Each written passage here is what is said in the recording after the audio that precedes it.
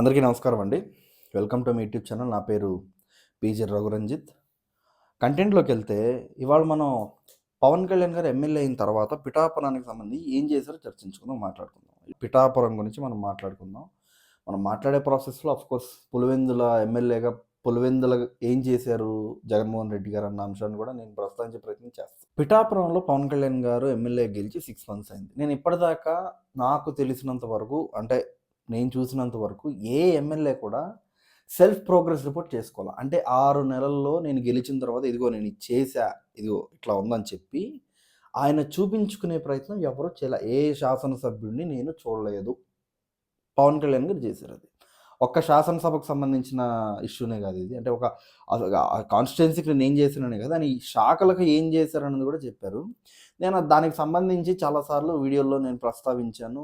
దాని మీద సపరేట్ వీడియోలు పంచాయతీరాజ్ శాఖ మీద అయితే ఐ థింక్ ఒక 2-3 వీడియోస్ చేస్తాను అనుకుంటా.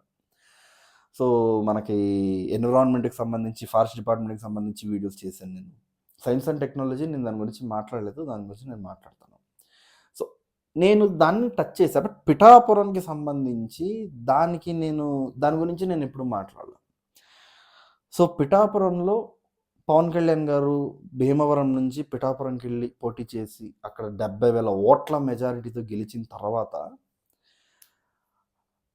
ఆబ్వియస్లీ పిఠాపురం అన్నది పవన్ కళ్యాణ్ గారి అంటే ప్రపంచవ్యాప్తంగా ఉన్న పవన్ కళ్యాణ్ గారి అభిమానులకి పిఠాపురం అనేది చాలా స్పెషల్ ప్లేస్ అయిపోతుంది. అంటే ఏ స్థాయికి వెళ్ళిపోయిందంటే అది పిఠాపురం అన్నది బ్రాండ్ వాల్యూ అయిపోయింది. ఆయన ఎలక్షన్స్లో పోటీ చేయకన్నా ముందు చెప్పాడు. యాక్చువల్గా ఈ క్రెడిట్ మొత్తం భీమవరానికి వెళ్ళాల్సింది. భీమవరం ప్రజలు, పశ్చిమ గోదావరి జిల్లా ప్రజలు కొంచెం ఈ విషయంలో బ్యాడ్ లక్ అని చెప్పాలి వాళ్ళకి. పిఠాపురానికి అంత బ్రాండ్ వాల్యూ వచ్చేసింది. అంత బలమైన ఒక బ్రాండ్ అనేది తీసుకొచ్చాడు. ఈ అంశాన్ని పక్కన పెడితే పులివెందులకు సంబంధించి దాదాపుగా 50 ఇయర్స్ 1970s రాజశేఖర రెడ్డి గారు ఎమ్మెల్యేగా ఉండి ఇప్పుడు 2022లో జగన్మోహన్ రెడ్డి గారు ఎమ్మెల్యే. అక్కడ 50 ఏళ్ళ వాళ్ళ పరిపాలనలో బస్ స్టాండ్ అన్న చాలా మౌలిక సదుపాయం, అది అంత చిన్న బేసిక్ ఇన్ఫ్రాస్ట్రక్చర్ని వాళ్ళు అక్కడ తయారు చేయలేకపోయారు.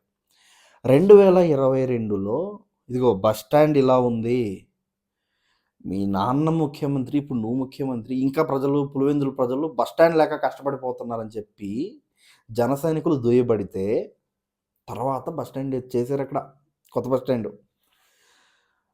అట్ సేమ్ టైం మీరు పిఠాపురానికి సంబంధించి ఎలా ఉంటుందంటే పిఠాపురంలో పవన్ కళ్యాణ్ గారు గెలిచిన నెలలో, ఐఎమ్ రిపీటింగ్, పవన్ కళ్యాణ్ గారు గెలిచిన నెలలో పిఠాపురం బస్ స్టాండ్కి సంబంధించి మౌలిక సదుపాయాలు వచ్చేసాయి.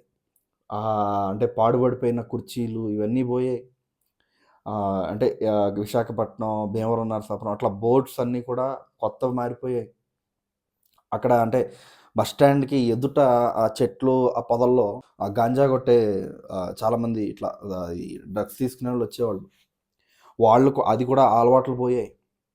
పిఠాపురం బస్ స్టాండ్ రూపురేఖలు మార్చేశారు. ఇది నెలలో, వీళ్ళు 50 ఇయర్స్గా చేయలేంది Pavan Kalyan did it in 30 days, 1 monthలో చేశారు. ఆయన గెలిచిన నెల రోజుల్లోనే ఆయన మార్క్ ఏంటి అనేది చూపించే ప్రయత్నం చేస్తున్నారు. పిఠాపురంలో కొత్తగా రంగులేస్తున్నారు, చక్కగా సీసీ కెమెరాలు కూడా ఏర్పాటు చేస్తున్నారంట. ఎల్ఈడి స్క్రీన్స్ కావచ్చు, లోపల టీ స్టాల్స్ కావచ్చు, అన్నిటికీ టెండర్స్కి పిలిచారట.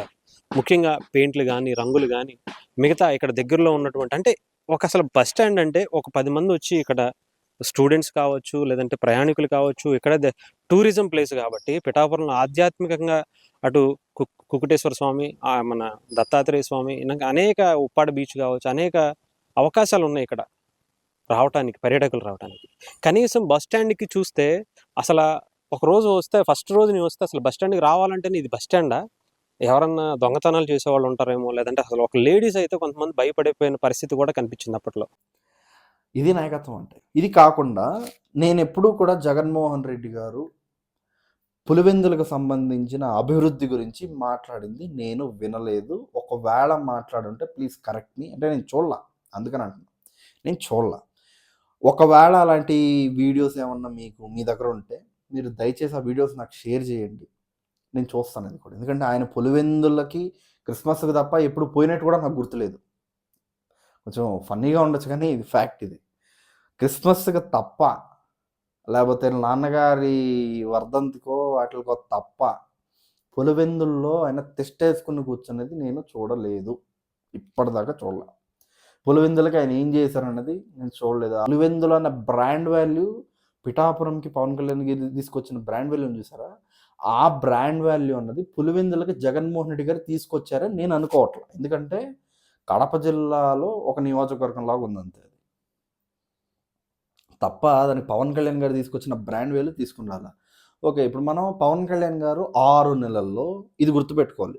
పవన్ కళ్యాణ్ గారు 6 మంత్స్‌లో పిఠాపురం కాన్స్టిట్యుయెన్సీకి అసలు ఏమేం చేశారో మనం మాట్లాడుకుందాం.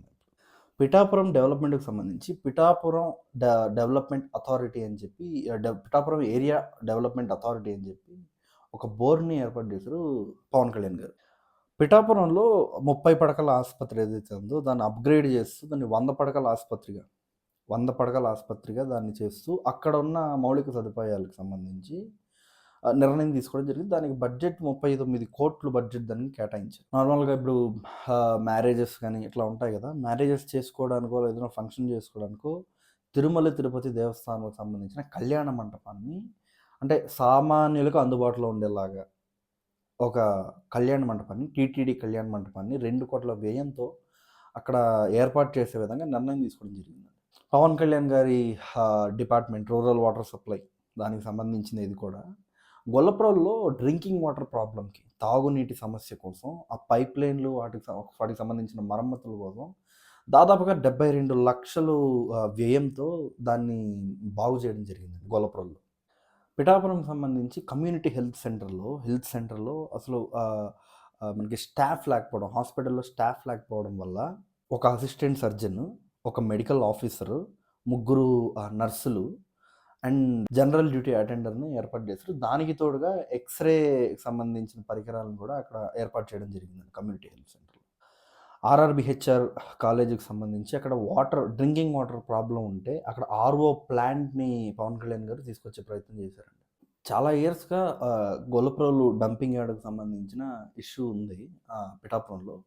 సో, దానికి సంబంధించి పవన్ కళ్యాణ్ గారు ఏం చేశారంటే 105 ఎకరాల్లో ఆ డంపింగ్ యార్డ్ ఉంటే దాన్ని 0.5 ఎకర్స్‌కి కుదించి, అర ఎకరానికి కుదించి దాదాపు అంటే ఆ చుట్టుపక్కల ప్రాంతాన్ని క్లీన్ చేస్తూ ఎస్సీ శ్మశాన వాటికి దారి చేశారండి. ఇది చాలా ఇయర్స్ కదండి. పిఠాపురంలో ఉన్న వాళ్ళకి అది నేను చెప్పేది బాగా క్లియర్‌గా అర్థమవుద్ది. సో, ఆ సమస్య చాలా ఇయర్స్‌గా ఉంది. దాన్ని పవన్ కళ్యాణ్ గారు క్లియర్ చేసే ప్రయత్నం చేశారు.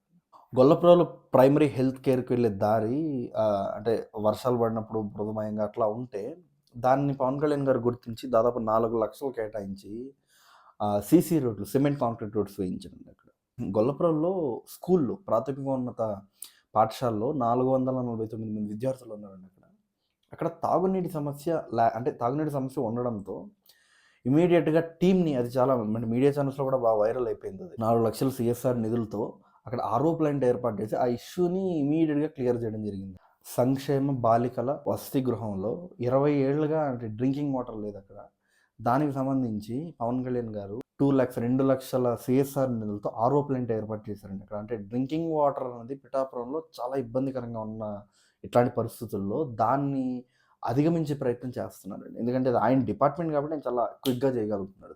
గొల్లప్రోలు లేడీస్ కాలేజ్‌లో మనకి కంప్యూటర్స్ లేకపోవడం వల్ల అంటే నాకు ఎంత బాధ అనిపిస్తదంటే అండి, వేరే రాష్ట్రాల్లో కంప్యూటర్స్ ఐటీని దాటి deep technology, biotechnology, AI, ChatGPT వైపు వెళ్తుంటే ఆంధ్రప్రదేశ్‌లో కంప్యూటర్ కూడా యువతకి అందని పరిస్థితిలో ఉందంటే నిజంగా చాలా బాధాకరం అండి. ఎందుకంటే అంటే మా అబ్బాయికి కూడా రోబోటిక్స్ ఉన్నాయి స్కూల్‌లో. అదే అలాంటి ఆ స్థాయిలో దేశం ఎదుగుతుంటే, ప్రపంచం ఎదుగుతుంటే, మహిళలకి అట్‌లీస్ట్ ఒక కంప్యూటర్ ఇది లేకపోవడంతో పవన్ కళ్యాణ్ గారు రూ. 1,00,000కి పైగా సీఎస్ఆర్ నిధులు విడుదల చేసి కంప్యూటర్ అందేలా ఆయన చేస్తున్నారండి. అంటే మీకు అర్థమవుతుందా? అంటే చాలా బేసిక్ థింగ్స్ చేశాడు. కానీ అది చాలా నీడ్ ఆఫ్ ఎన్ అవర్ అవసరం అది. అలాంటి నిర్ణయాలు పవన్ కళ్యాణ్ గారు పిఠాపురం ఎమ్మెల్యేగా తీసుకున్నారు. తాటిపర్తి జెడ్పీ హై స్కూల్‌లో కరెంట్ పోల్ ఉంటుంది కదా! కరెంట్ పోలు అక్కడ ఉండి అంటే దానివల్ల ఎలక్ట్రిసిటీ షాక్ కొట్టడం ఇట్లా జరుగుతుంటే పవన్ కళ్యాణ్ గారు దాన్ని గుర్తించి దాదాపు 65,000 దాని మీద ఖర్చు పెట్టి ఆ పోల్‌ని వేరే చోటకి మార్చి అక్కడ కాకుండా వేరే చోటకి మార్చి ఎందుకంటే పిల్లలు కదా! వాళ్ళు వెళ్తున్నప్పుడు, ఆడుతున్నప్పుడు తోసుకుంటారు. అలా జరిగినప్పుడు ఏం కాకూడదని ఆ ఎలక్ట్రిసిటీ పోల్‌ని వేరే చోటకి మార్చి, విద్యుత్ షాక్ తగలకుండా ఆయన పిల్లల గురించి ఆలోచిస్తూ జాగ్రత్తలు తీసుకున్నారు. కొత్తపల్లి మండలం, కాలువదొడ్డి, వెంకటరాయపురం ఈ ప్రాథమిక శాలల్లో డ్రింకింగ్ వాటర్ లేదు. దానికి పవన్ కళ్యాణ్ గారు 80,000 దాని మీద సిఎస్ఆర్ నిధులు విడుదల చేసి, ఆ వాటర్ ప్యూరిఫైయర్లు తెప్పించారండి అక్కడ. కొత్తపల్లి, తర్వాత నాగులపల్లి జెడ్పీహెచ్ఎస్ స్కూల్‌లో ఎలక్ట్రిసిటీ ఫెసిలిటీ లేదంట ఆ స్కూల్‌లో, జెడ్పీహెచ్ఎస్ స్కూల్‌లో. దానికి పవన్ కళ్యాణ్ గారు అక్కడ ఎలక్ట్రిసిటీ వచ్చేలాగా ఎలక్ట్రిసిటీ సదుపాయం కల్పించే విధంగా పవన్ కళ్యాణ్ గారు సిఎస్ఆర్ నిధులతో నిర్ణయం తీసుకున్నారండి. 170 మంది విద్యార్థులు ఉన్నారంట అక్కడ. ఎలక్ట్రిసిటీ లేని అసలు ఈ జగన్మోహన్ రెడ్డి గారికి నీకు కనపడలేదా? గంగాగీతని డిప్యూటీ సీఎం చేస్తా అంటాడు ఆ మనిషి. ఇక్కడ చూస్తే పిఠాపురంలో ఇంత దారుణమైన పరిస్థితుల్ని పవన్ కళ్యాణ్ గారు కరెక్ట్ చేసిన విధానాన్ని మనం చూస్తూ ఉంటాం. కొత్తపల్లిలో ప్రైమరీ హెల్త్ కేర్ సెంటర్లో గీజర్ అంటే త్రాగునీటి సమస్య, గీజర్ లేకపోవడంతో 15,000 సిఎస్ఆర్ నిధులు ఖర్చు పెట్టి, అంటే గర్భవతులకు ఉంటారు కదండి, అంటే పోస్ట్ ప్రెగ్నెన్సీ తెలిసే ఉంటుంది, వాళ్ళు కోల్డ్ వాటర్ టచ్ చేయడానికి లేదు. So geyser plus drinking water 2 ఏర్పాటు చేశారండి. నేను ఏమన్నా అంటే నేను ఆరోగ్యశ్రీ ఇచ్చానండి, అది ఇచ్చానంటారు. చాలా ప్రైమరీ థింగ్స్ ఇవ్వాల, బేసిక్ థింగ్స్ ఇవ్వాల. ఇది అన్యాయం కాదా? ఇది ఇది డెవలప్మెంటా? ఇది నేను డెవలప్మెంట్ చేసి ఈరోజు ఎవరో ట్విట్టర్లో పెడతారు, జగన్మోహన్ రెడ్డి గారు డెవలప్మెంట్ చేశాడు, సంక్షేమం చేశాడు. ఏ సంక్షేమం, ఏ డెవలప్మెంట్ చేశాడు? 6 నెలల్లో పవన్ కళ్యాణ్ గారు ఇన్ని సమస్యలు ఆయన వెతికి మరి ఎతుకుతున్నాడు, సమస్య ఎక్కడుందా అని ఎతికి మరి ఆ ఇష్యూని సాల్వ్ చేసే ప్రయత్నం చేస్తున్నారు. డ్రింకింగ్ వాటర్ లేదు, డంపింగ్ యార్డ్ సమస్య ఉంది. ఇవన్నీ పవన్ కళ్యాణ్ గారు వచ్చిన తర్వాత ఇవన్నీ క్లియర్ అయింది. అసలు పిఠాపురానికి సంబంధించి పిఠాపురం ఏరియా డెవలప్మెంట్ అథారిటీయే లేదు. ఆ డెవలప్మెంట్ అథారిటీని పవన్ కళ్యాణ్ గారు తీసుకొచ్చారు. అసలు చాలా అంటే ఇప్పుడు అర్థమవుతుందా? పిఠాపురం ప్రజలను అడుగుతున్నా, ఇప్పుడు అర్థమవుతుందా జగన్మోహన్ రెడ్డి గారు అనే వ్యక్తి మీకు ఎంత ద్రోహం చేశారో, పవన్ కళ్యాణ్ గారు అనే వ్యక్తి మీకు ఎంత న్యాయం చేస్తున్నాడు? ఒక్కసారి మీరు గెలిపించారంత, ఒకే ఒకసారి. జగన్మోహన్ రెడ్డి వాళ్ళ అంటే మీరు 50 ఏళ్ళుగా అక్కడ పులివెందుల్లో ఉన్నా కూడా అక్కడ ఏం చేశారో తెలీదు. అసలు చేశారో లేదో కూడా ఐడియా లేదు. ఎందుకంటే మనం ఎప్పుడూ వినలా. ఇప్పుడు నాలాంటి జన సైనికుడు వచ్చి పిఠాపురం గురించి నేను మాట్లాడుతున్నానంటే, అది పిఠాపురానికి సంబంధించిన brand value Pawan Kalyan create చేసింది అది. ఆలోచిస్తారని నేను భావిస్తున్నా. పిఠాపురానికి సంబంధించి పవన్ కళ్యాణ్ గారు ఇంకా మంచి మంచి అభివృద్ధి కార్యక్రమాలు చేపడతారు. దానికి ఒక బ్రాండ్ వాల్యూ తీసుకొస్తారు. ఉప్పాడ చీరలకి ఒక బ్రాండ్ అనేది వస్తుంది. సో తప్పకుండా పిఠాపురం అంటే పవన్ కళ్యాణ్ అంటే పిఠాపురం అని మారిపోయే విధంగా 5 ఏళ్ళలో అభివృద్ధి కార్యక్రమాలు ఉంటాయి. 6 months అయింది కాబట్టి ఇంకో 6 నెలల తర్వాత ఈ నెక్స్ట్ వచ్చే 6 నెలల్లో పవన్ కళ్యాణ్ గారు నెక్స్ట్ ఏమేం చేశారని చెప్పి మనం మాట్లాడుకుందాం. సో ఇది ఎపిసోడ్ వైజ్ ఉంటుంది. పిఠాపురంకి పవన్ కళ్యాణ్ గారు ఏమేం చేశారు అనేది నేను ఎపిసోడ్ వైజ్ చెప్తూ వెళ్తాను. ఇప్పటిదాకా 6 నెలల్లో ఏం చేశారో నేను చెప్పాను. నెక్స్ట్ 6 నెలల్లో ఏం చేశారో నేను మళ్ళీ దాని గురించి మాట్లాడతాను. Thank you very much. జై జనసేన, జై హింద్.